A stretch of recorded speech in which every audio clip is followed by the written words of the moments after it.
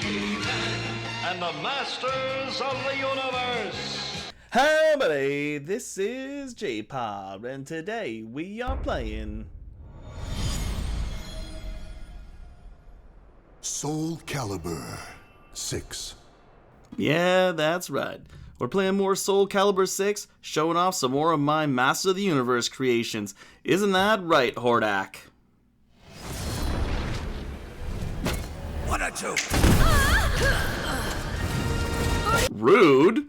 Well, anyways, no matter what Hordak says, we're here to show off those Master of the Universe creations. They were so popular last time, I had to do it again, folks.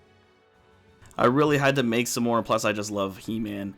And yeah, so I am about to He-Man, Master of the Universe, She-Ra. I love it all. Here we go. He-Man, I'm sure you all recognize this. This is from my last video. This is just a little recap to show you, because I'm going to show you Fakor. That's right.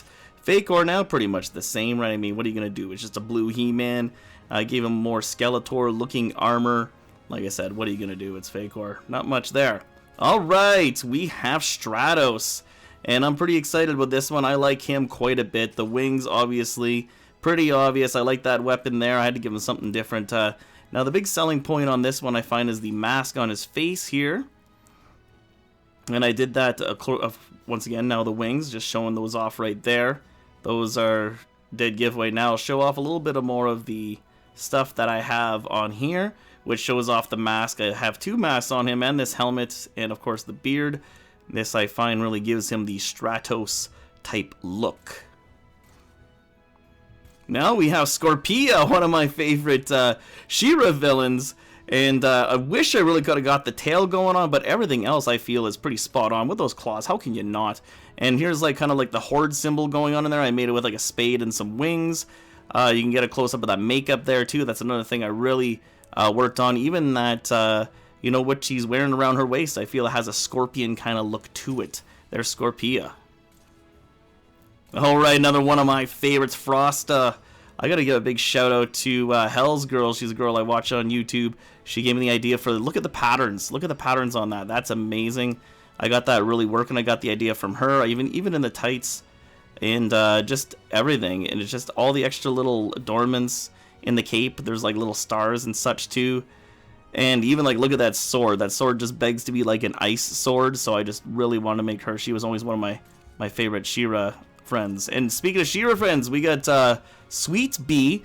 So once again, I kind of copied what I did with Frost on that, the chest part there, and of course those wings there, the pixie wings. How could you not make Sweet Bee? Look at the crown here. I put the antenna sticking up out of her head.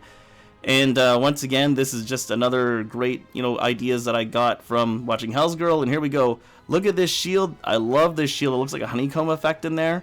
I was just playing around. Gotta have a wand though, because everyone has a sword. I had to make something different.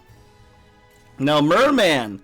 Alright, I mean, his face isn't the best, but that mask kind of does it for me. Even the rest of the gear and everything does it for me. Took a bit to figure out how to get those fins on his head, but I got it. That sword, I like that sword on him. I think it looks okay. It looks pretty good. Alright, many faces. That's right. Now, look at the horns I put in there. Those are the goat horns or whatever those are. So put them in there and made them look like the wires coming out of that little box there. So I kind of fitted onto that. So yeah, I got an apple on top of his head too. That's how I made that little turn thing. If you ever had the figure, that's exactly what he pretty much looks like.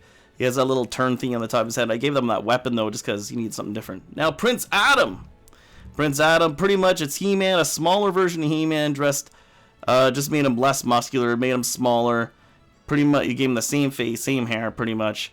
And yeah, it's Adam. Now, one of my favorites, King Randor. This was a figure I always wanted when I was a kid. Look at that axe. I feel that just goes perfect.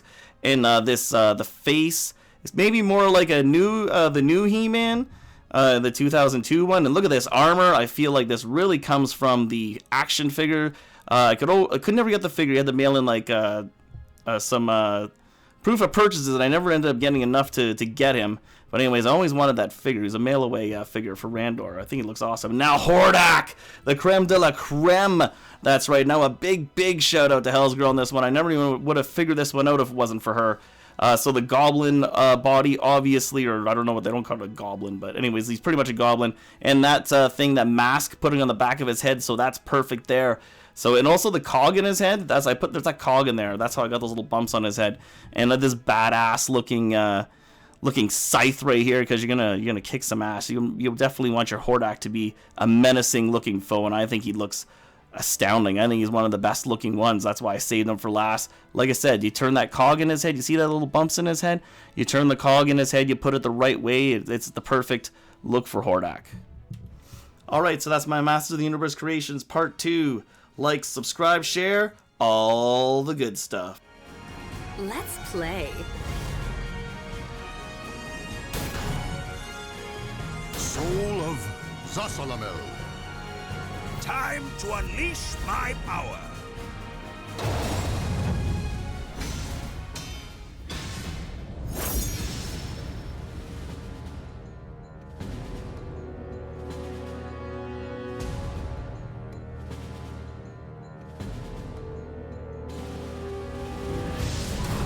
Blood, flesh, and souls are offered to the gods amidst deathly chants.